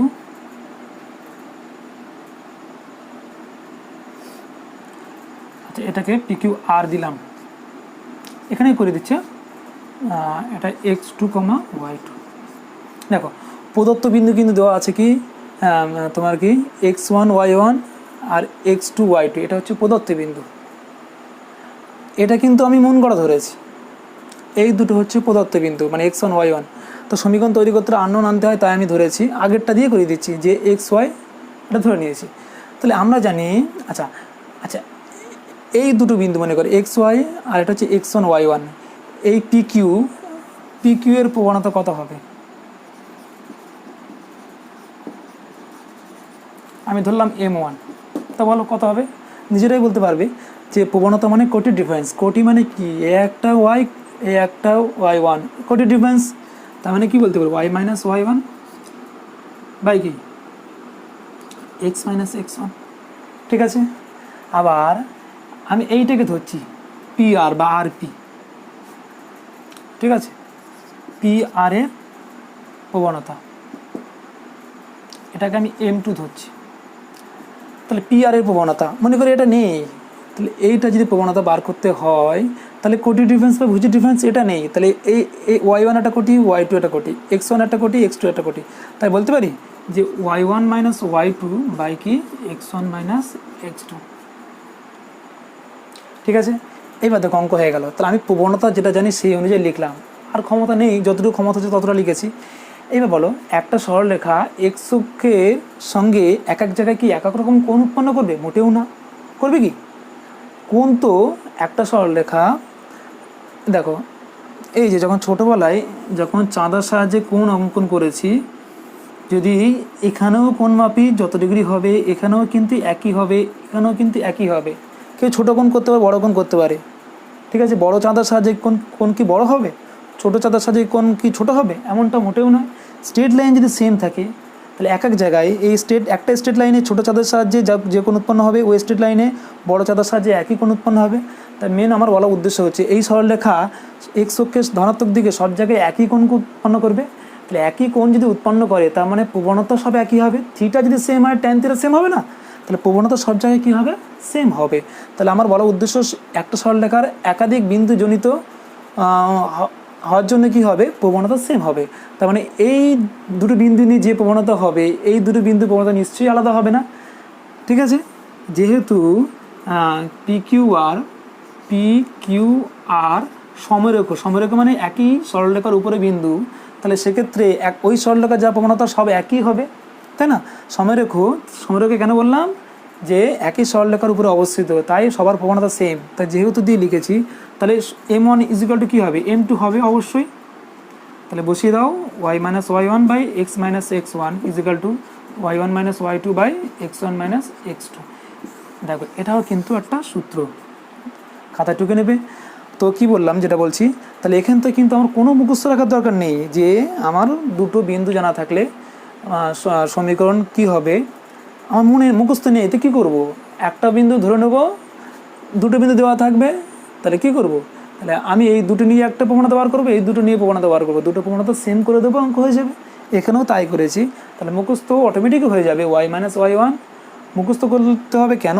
অঙ্ক ক্ষেত্রে অনেকটা টাইম সেভ হয়ে যাবে। কেউ যদি তৈরি করে অঙ্ক করে সেক্ষেত্রে রাইট, কিন্তু ডাইরেক্ট আমরা অ্যাপ্লাই করবো y minus Y one by x minus x one, পরেরটা হবে কি y one minus Y two by x one minus x two.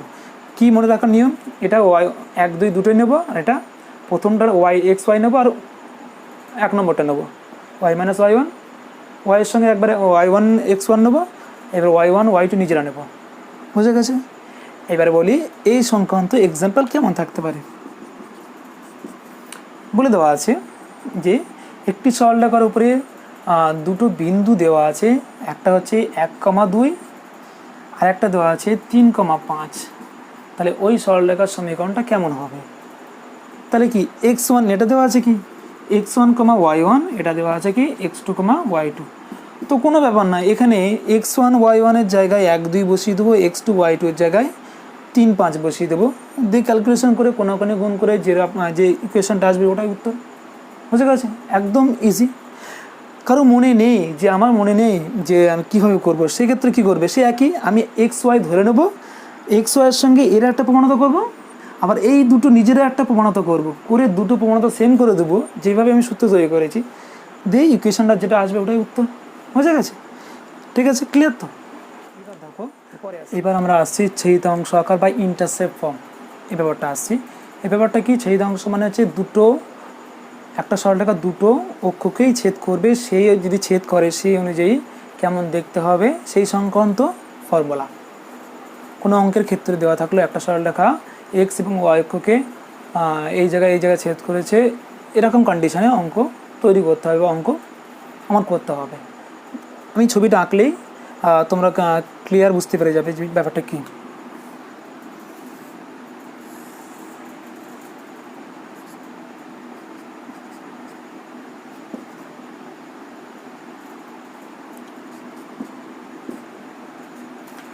দেখো, এই একটা সরলরেখা ছেদিতাংশ মানে হচ্ছে এক্স অক্ষকেও ছেদ করবে, ওয়াই অক্ষকেও ছেদ করবে, এটা হচ্ছে ছেদিতাংশ আকার। এটা কিন্তু খুবই ইম্পর্টেন্ট, এই সংক্রান্ত প্রচুর অঙ্কের ক্ষেত্রে এই ফর্মুলাটা আমরা ইউজ করবো, যেটা আমরা বানাবো সম্পর্ক যেটা তৈরি করব। এই কনসেপ্টের উপরে প্রচুর অঙ্ক রয়েছে, শুধু এখন নয়, স্ট্রেট লাইনের পরে স্ট্রেট লাইন 2 আছে, 3 আছে, প্রচুর জায়গায় কিন্তু।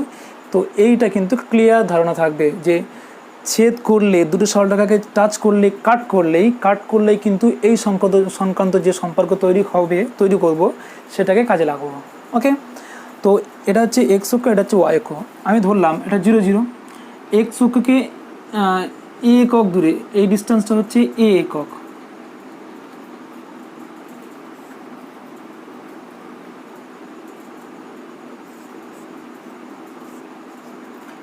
এই ডিস্টেন্সটা আমি ধরলাম কি বি একক,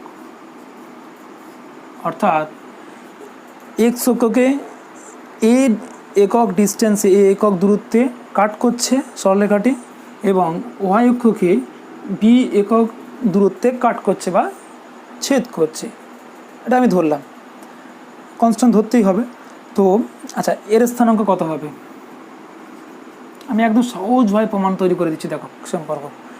আচ্ছা, এটা a, 0 হবে কেন? এর ওয়াইয়ের পার্টটা 0 হবে, আর এই ডিস্টেন্সটা a, তার x = a হবে, ওয়াইয়ের পার্টটা 0 হবে, তার a, 0 সবাই জানি। এটা কত হবে নিজেরাই বলো? 0, কত হবে? 0, b হবে। বুঝে গেছে? তো নাম দিয়ে দিই। আচ্ছা, এইটা হচ্ছে a নাম দিলাম, এটা হচ্ছে b নাম দিলাম। এ বিন্দুতে কাট করছে, এটা বি বিন্দুতে কাট করছে, তাই a এর স্থানাঙ্ক a, 0, এটা হচ্ছে b এর স্থানাঙ্ক 0, b। ঠিক আছে, দেখো এটা কিন্তু অনেক সহজে হয়ে যায়, অনেকভাবে হয়ে যায়। তো দেখো আমি একটা দেখাচ্ছি, মেন যে আমরা কিন্তু y = mx + c, এটা কিন্তু খুবই বেসিক একটা সরলরেখার সমীকরণ হচ্ছে, বেসিক ফর্মুলা হচ্ছে y = mx + c। কেউ যদি প্রবণতা দিয়ে করবে সেটাও হবে y = mx + c। সমীকরণ মানেই আমার y = mx + c মাথায় আনতে হবে, খুবই কাজে লাগবে এটা। আচ্ছা, এইটা বলার আগে y = mx + c এইটা বলা যে মনে পড়লো, আর একটা জিনিস বলে দেই। y = mx + c বললো যে y = 3/4x + 2, তাহলে এই সরলরেখার প্রবণতা কত হবে? তো এক্সের সঙ্গে যেটা কোএফিসিয়েন্ট বা সহগ থাকে, এই যে ওয়াইটাকে সিঙ্গেল বাম দিকে রেখে, এটা আমি আসছি মনে পড়লে বলে দিই, এক্সের সঙ্গে যে সহগটা থাকবে ওয়াইটাকে বাম দিকে একা রেখে সব ডান দিকে পাঠিয়ে দিয়ে, দেখো তাই না, y is equal to M x plus C, তাই না, এটা প্রবণতা চাহিদা অংশের ফর্মুলা। তাহলে এই এক্সের সহগটা সেটাই তো এম, তো এক্সের সহগ কত আছে 3/4, তাহলে এই প্রবণতা কত হবে 3/4।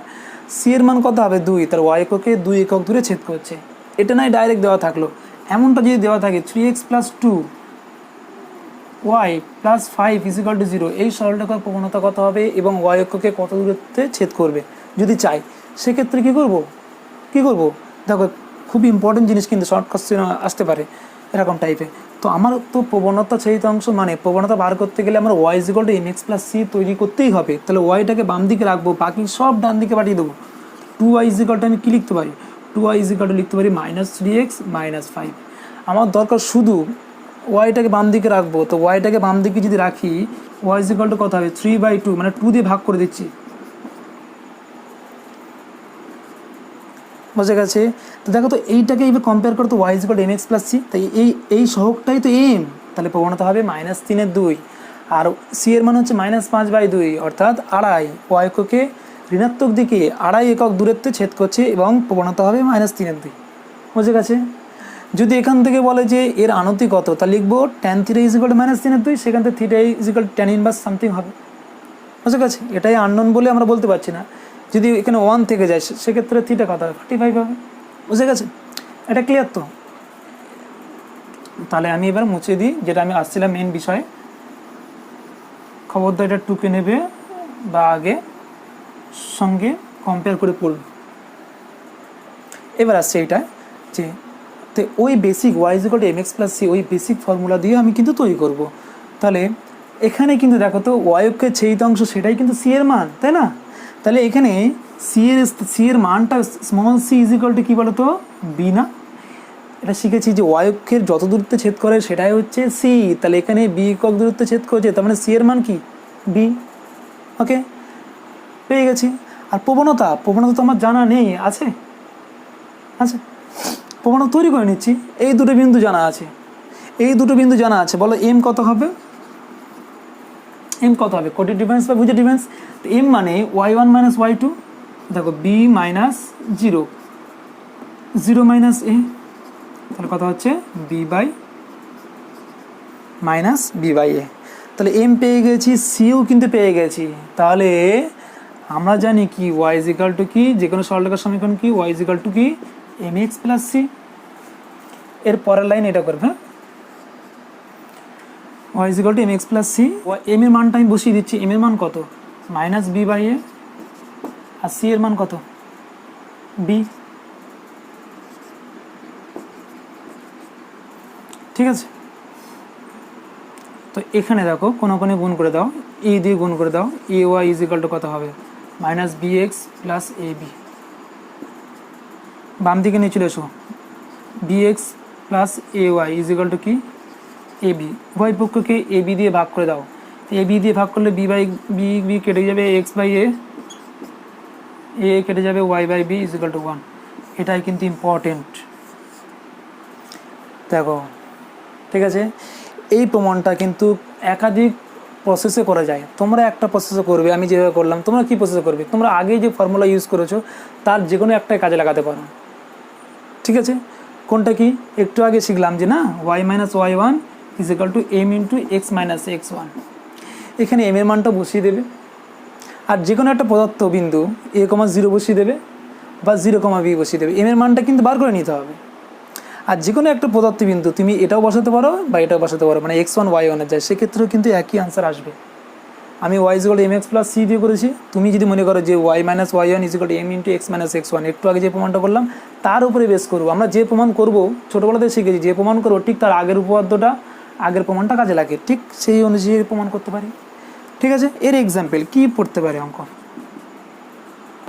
বললো একটি সরলরেখা x অক্ষকে ধনাত্মক দিকে 3 একক দূরে এবং y অক্ষকে ঋণাত্মক দিকে 2 একক দূরে ছেদ করেছে, তাহলে সরলরেখার সমীকরণটা কী হবে, বুঝে গেছে, ঠিক আছে। তাহলে অ্যাকচুয়ালি x অক্ষকে 3 একক দূরে ছেদ করেছে, মানে a ইজ ইকুয়াল টু 3 দেওয়া আছে, আর বি ইজ ইকাল টু ঋণাত্মক দিকে বলেছে, বি ইজ ইকাল টু -2 হবে। তাহলে এখানেই আমি এক্স এর জায়গায় বসিয়ে দেবো, বি এর জায়গায় বসিয়ে দেবো, দিয়ে যে সম্পর্কটা আসবে কোনাকুনি গুণ করবে, আমরা এক লাইনে তৈরি করবো, মানে লসাগু করে এক লাইনে তৈরি করবো, সেখান থেকে আমরা যে উত্তরটা আসবে ওটা পেয়ে যাবো। কেমন? এটা গেল। আবার যদি ঘুরিয়ে দেয়, দেওয়া আছে আর একটা এক্সাম্পল দেখাচ্ছি, এক্সাম্পল 2 দেওয়া আছে 3x + 4y = 12, ঠিক আছে, -12 = 0। এই সরলরেখা এক্স অক্ষকে এবং ওয়াই অক্ষকে কত দূরত্বে ছেদ করেছে। তো এরকম টার্ম কত দূর ছেদ করা মানে সঙ্গে সঙ্গে মাথায় আনবো যে x/a + y/b, যত অঙ্ক আছে ছেদ করা মানে মাথায় আনবো x/a + y/b = 1। তাহলে ছেদ করেছে মানে আমার এই ফর্মে তৈরি করতে হবে ছেদ অংশ আকার। তাহলে আমার এই ফর্মে তৈরি করতে হলে সমান চিহ্ন ডান দিকে 1 রাখবো, বাকি কিছুই রাখবো না, শুধু 1 রাখবো। তাহলে এটাকে ডান দিকে 1 করতে গেলে 3x + 4y = কি লিখতে পারি? 12। ডান দিকে 1 রাখবো মানে 12 দিয়ে ভাগ করতে হবে। তা 12 দিয়ে যদি ভাগ করি কত হবে? 12 দিয়ে ভাগ করলে দেখো ভাগ করে দেয়, তাহলে x/4 হবে না, y/3 = কত হবে? 1। বুঝে গেছে?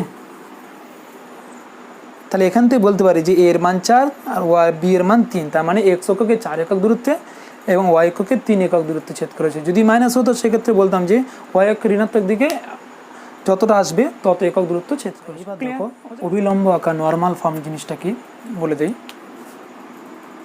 এই প্রমাণটা আমি আর করাচ্ছি না, ভিডিও অলরেডি অনেক বড় হয়ে গেছে। হ্যাঁ, সেহেতু আমরা একটা ভিডিওর মধ্যে পুরোটা কমপ্লিট করতে হবে, আর একটু বাকি রয়েছে, আমি একেবারে শেষ করে দেবো, ঠিক আছে? তো বলে দিই অভিলম্ব আকারটা কি, কোনো সরলরেখার, ঠিক আছে, মূল বিন্দু থেকে যদি ওই সরলরেখার উপর লম্ব টানা হয় এটাকে বলা হয়, এটা কিন্তু অভিলম্ব। অভিলম্ব আকারটা কি, মূল বিন্দু থেকে ও থেকে ওই সরলরেখার উপর লম্ব টেনেছে, তো লম্ব টান থেকে যে জায়গায় টাচ করবে সেটাই হবে, তো এটা হচ্ছে লম্ব। তো এটাকে হচ্ছে অভিলম্ব বলা হয়। এটাকে অলওয়েজ এই স্মল পি দিয়ে চিহ্নিত করা হয়, ঠিক আছে, স্মল পি দিয়ে চিহ্নিত করা হয়, ঠিক আছে। তো এই সংক্রান্ত অভিলম্ব আকারটা কি আমি জাস্ট বলে দিই। অভিলম্ব আকারটা হচ্ছে x cos α + y sin α = p, ঠিক আছে। এইবার দেখো এই পি মানে বললাম, এবারে আলফাটা কি বলে দিই। আলফা মানে তোমরা ভাববে যে থিটা যেটা হয়েছিল, অর্থাৎ কোনো সরলরেখা ধনাত্মক দিকে এক্স অক্ষ ধনাত্মক দিকে যে কোণ উৎপন্ন করবে সেটা হচ্ছে থিটা বা আলফা ভাবছো তুমি, না, এই আলফাটা আলাদা ইঙ্গিত করছে। সেটা হচ্ছে কি, অভিলম্বটা এক্স অক্ষের দিকে যে কোণ উৎপন্ন করছে এটাই হচ্ছে আলফা। তাহলে এই কোণটা যদি জানা থাকে, এই ডিস্টেন্স যদি পি জানা থাকে, তাহলে সম্পর্কটা হবে x cos α + y sin α = p। যদি এই জানা থাকে যে অবিলম্বটা যত ডিগ্রি কোণ উৎপন্ন করছে সেইটা আমি ধরেছি আলফা, আর অবিলম্বর ডিস্টেন্স সেটা আমি পি ধরছি, তাহলে x cos α + y sin α = p। এর অ্যাপ্লিকেশন কীরকম থাকে একটু বলে দিই। হ্যাঁ, তোমরা যদি অসুবিধা হয় কমেন্ট করে জানাবে, তাহলে আমি আবার চেষ্টা করবো এইটার উপর আবার একটা ভিডিও বানানো। টোটাল একদম ইজি, তোমরা এখানে সর্বসময় প্রমাণ করে তোমার সদৃশ করে প্রমাণ হয়ে যাবে, ঠিক আছে। হ্যাঁ, সদৃশ করে হয়ে যাবে। এবার দেখো যারা টেনে শিখেছি সদৃশে কিছু পার্ট টেনে শিখেছি, ওই থিওরির উপরে বেস করে হয়ে যাবে। এই বলি এই সংক্রান্ত কী থাকে বললো, এক্সাম্পল একটা দিচ্ছি। মনে করো যে একটা সরলরেখা অবিলম্ব আকার তৈরি করো, যে ওই সরলরেখাটির অবিলম্ব বা ওই সরলরেখাতে মূলবিন্দু থেকে ওই সরলরেখার উপর লম্ব দূরত্ব দেওয়া আছে 5 একক, তার মানে অ্যাকচুয়ালি পি দেওয়া আছে 5 একক, ওকে। এবং অবিলম্বটি মূল বিন্দুর সঙ্গে 30 ডিগ্রি কোণ করে আছে, অর্থাৎ আলফা = দেওয়া আছে। তাহলে অবিলম্ব আকারটা কী হবে, x cos α, আলফার জায়গায় কত বসিয়ে দেবো 30, y sin α, আলফার জায়গায় বসিয়ে দেবো 30 = p, এর জায়গায় বসিয়ে দেবো। এইবার দেখো দুটো সরলরেখার ছেদ বিন্দুর স্থানাঙ্ক কীভাবে বার করতে হয় সেই ব্যাপারটা একটু বলি। আমরা দেখেছিলাম যে ক্লাস 9-এ জ্যামিতিতে কোঅর্ডিনেটে, হ্যাঁ, স্থানাঙ্ক জ্যামিতি সেখানে ছিল যে জ্যামিতির সাহায্যে মানে স্থানাঙ্ক জ্যামিতির সাহায্যে কীভাবে তোমার এক্স এবং ওয়াইয়ের মান বা সংখ্যা সমাধান কীভাবে বার করতে হয় সেটা শিখেছি, ঠিক আছে, মানে লেখচিত্র সাহায্যে। সেখানে দেখেছিলাম যে এক্স ওয়াইয়ের মান মানে এক্স আর ওয়াই বার করেছিলাম কীভাবে, দুটো সরলরেখা যদি পরস্পর ছেদ করে ওই বিন্দুর স্থানাঙ্ক হচ্ছে এক্স আর ওয়াইয়ের মান, তাই না? তাহলে এখান থেকে এটা তো 9-এ শিখেছি, কিন্তু ব্যাপারটা এবার ক্লিয়ার করি। তার মানে আমি দুটো সরলরেখার ছেদবিন্দুর স্থানাঙ্ক বার করতে গেলে এক্স আর ওয়াইয়ের মানটা যদি হয় তাহলে এক্স আর ওয়াই সমাধান করে যেটা উত্তর আসবে ওটাই ছেদবিন্দুর হবে। ক্লিয়ার? তার মানে দুটো সরলরেখার ছেদবিন্দু মানে কী বললাম, দুটো সমীকরণের যদি আমি স্থানাঙ্ক বা দুটো সমীকরণের যদি সমাধান বার করতে পারি, যে এক্স এবং ওয়াইয়ের যে মানটা হবে ওটাই হবে ওই দুটো সরলরেখা দ্বয়ে ছেদবিন্দু। এই একটা সরলরেখা, এই একটা সরলরেখা, সাপোজ এক্স প্লাস, আচ্ছা সরলরেখার সমীকরণ একটু বলে দিই, যে কোনো সরলরেখার স্ট্যান্ডার্ড ফর্ম কী হয়, x plus B y plus C is equal to 0।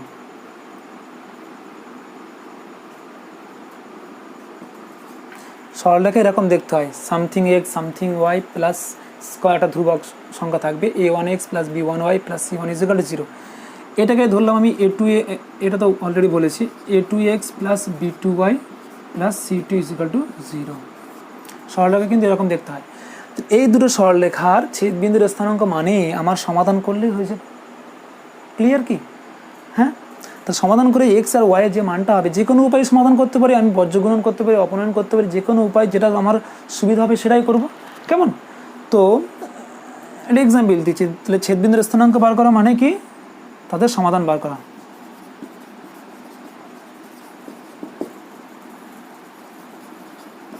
সমাধান বার করা মনে করো 3x plus 4y plus 5 is equal to 0, 2x plus y plus 3 is equal to 0। এই দুটো সরলরেখার ছেদবিন্দুর স্থানাঙ্ক বার করতে বলেছে।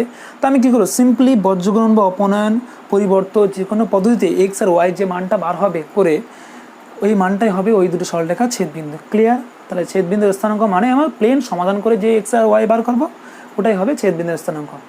এরপরে আসছি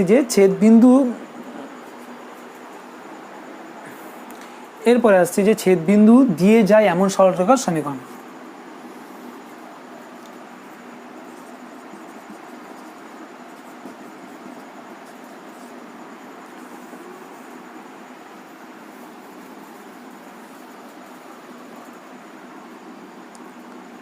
ছেদবিন্দু গামী সরলরেখার সমীকরণ এটা বার করব। কী করব, একদম সিম্পল মনে রাখার নিয়ম। দেখো কীভাবে করব, যে দুটো অর্থাৎ যে দুটো প্রদত্ত থাকবে, যে দুটো দেওয়া থাকবে, যে দুটো সরলরেখার সমীকরণ দেওয়া থাকবে সেইটাকে প্লাস লিখে, দেখো একটা সরলরেখা লিখবো প্লাস কে ইন্টু অপর সরলরেখা লিখে দেবো।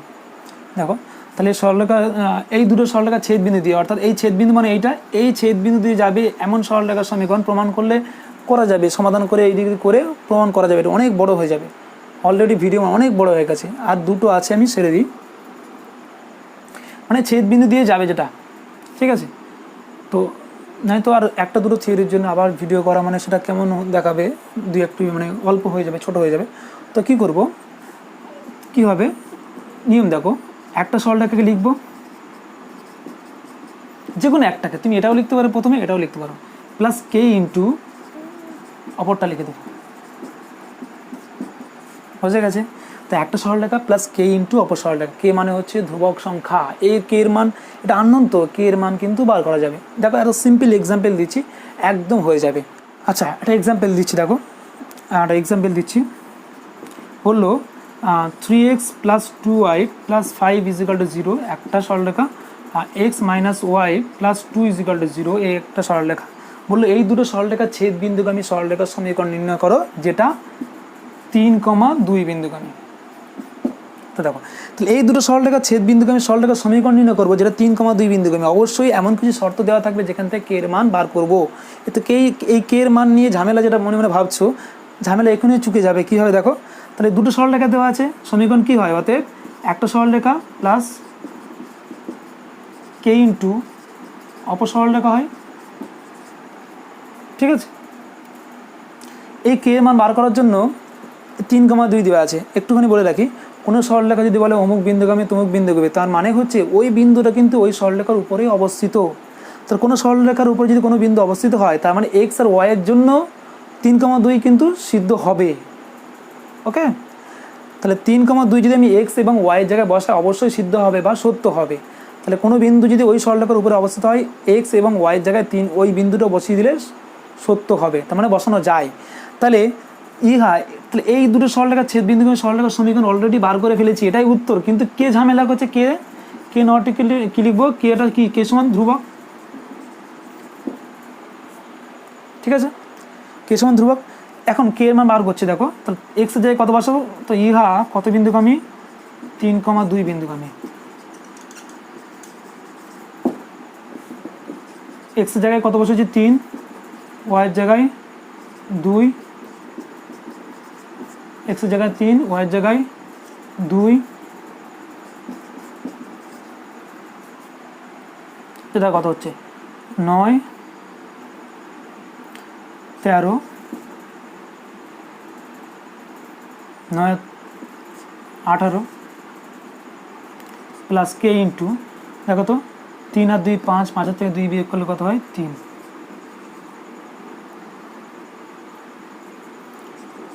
তাহলে এখান থেকে কত হচ্ছে, কে ইজ ইকুয়াল টু কত হচ্ছে, দেখো -18/3। কে এর মান -6 পেয়ে গেছি।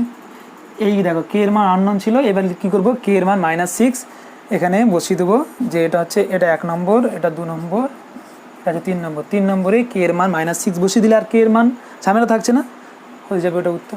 ক্লিয়ার, সিম্পল একদম। মোটামুটি আমরা শেষের পথে ক্লাস। সমবিন্দু হওয়ার শর্ত, এইটা বললে মোটামুটি থিওরি কমপ্লিট হয়ে গেল। সমবিন্দু হওয়ার শর্ত কি, সমবিন্দু ব্যাপারটা আগে বলে দিই। সমবিন্দু কি, সমরেখা কি। সমবিন্দু হচ্ছে একাধিক সরলরেখা যদি একটা বিন্দু দিয়ে পাস করে বা অতিক্রম করে, তখন সেটা বলা হচ্ছে তখন বলবো ওই 3টে সরলরেখা সমবিন্দু।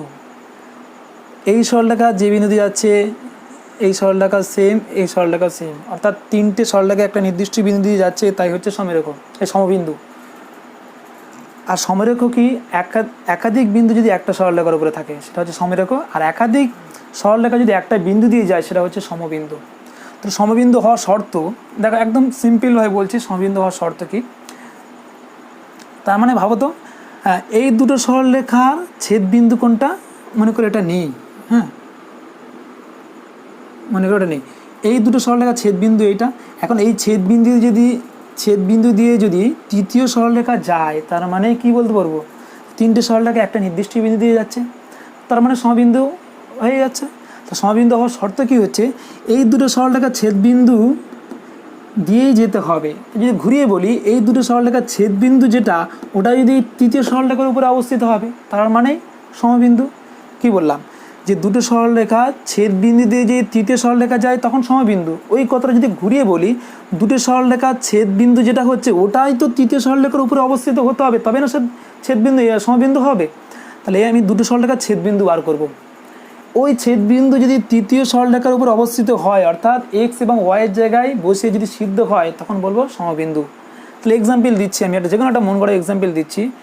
3x + 2y + 5 = 0, x - 3y + 2 = 0, ঠিক আছে, হ্যাঁ এটা দিলাম x - 5y - 3 = 0। বলছে এই 3টে সরলরেখা সমবিন্দু হবে কিনা দেখাও। তো আমি কী করবো, যে কোনো দুটো সরলরেখার ছেদ বিন্দু বার করবো। ছেদ বিন্দু মানে কি, সমাধান, মানে এই দুটো সরলরেখা আমি বজ্রগণন পদ্ধতি বলো, যে কোনো পদ্ধতি থেকে এক্স আর ওয়াই বার করব, সমাধান বার করব। এই এক্স আর ওয়াইয়ের মানটা যদি এখানে বসিয়ে দিই, মানে এটা ছেদ বিন্দুর মানটা যদি এখানে বসিয়ে দিই, অর্থাৎ এর উপরে অবস্থিত হবে, যদি সিদ্ধ হয় মানে কি, এক্সের মান মনে করো কত আসবে জানি না, আমি মনে করো আসলো 3, -1 এক্স ওয়াই। এই 3, -1 যদি আমি এক্স এবং ওয়াইয়ের জায়গায় যদি বসিয়ে দিয়ে যদি ডান দিকে 0 আসে, অর্থাৎ সিদ্ধ করে, তখন বলবো কি এটা সমবিন্দু। যদি সিদ্ধ না করে সমবিন্দু নয়। তাহলে কি ক্লিয়ার বোঝা গেল, যে কোনো দুটো সরলরেখার ছেদ বিন্দু অর্থাৎ সমাধান বার করে যে মানটা হবে, ওই মানটা যদি তৃতীয় মানে যেটা পড়ে থাকবে ওই সরলরেখার এক্স এবং ওয়াইয়ের জায়গায় যদি বসিয়ে দিই, যদি সিদ্ধ করে তাহলে সমবিন্দু, যদি সিদ্ধ না করে সমবিন্দু নয়। মোটামুটি থিওরি কমপ্লিট, ঠিক আছে। এইবার যদি আমি ঘুরিয়ে প্রথম থেকে কি পড়ালাম যদি বলি, আন্নতি বললাম একদম প্রথম থেকে, কি বললাম প্রথমে কি বললাম, সরলরেখার ডেফিনেশন, লোকাস বললাম সেই জিনিসটা ঠিক আছে, ডেফিনেশন দিয়ে বলছি, সরলরেখার ডেফিনেশন বললাম। তারপরে কি বললাম, আনতি, আনতি মানে হচ্ছে থিটা, নতি মানে হচ্ছে ট্যান থিটা। তারপর কি বার করলাম, প্রবণতা, পরপর সব বলছি। থিটা বার করলাম, তারপর বার করলাম ট্যান থিটা, তারপর বার করলাম এম, ঠিক আছে, এম বার করলাম। এরপরে আমরা কি বার করেছিলাম, প্রবণতা ছেদিতাংশ বার করেছিলাম, প্রবণতা ছেদিতাংশ বার করলাম। তারপর হচ্ছে বিন্দু প্রবণতা বার করলাম, দুটো বিন্দু আছে সেটা বার করলাম, অবিলম্ব বার করলাম, পরপর সব দেখো সব রিলেটেড। অবিলম্ব বার করলাম, ছেদ বিন্দুর স্থানাঙ্ক বার করলাম, ছেদ বিন্দুগামী সরলরেখার সমীকরণ বার করলাম, সমবিন্দু হতে গেলে কি হতে হবে সেটাও বার করেছি মোটামুটি। তাহলে আমি যা পড়েছি মোটামুটি সব একবার রাফলি বলে দিলাম। যদি বলো সবই হয়ে গেছে মোটামুটি, ঠিক আছে।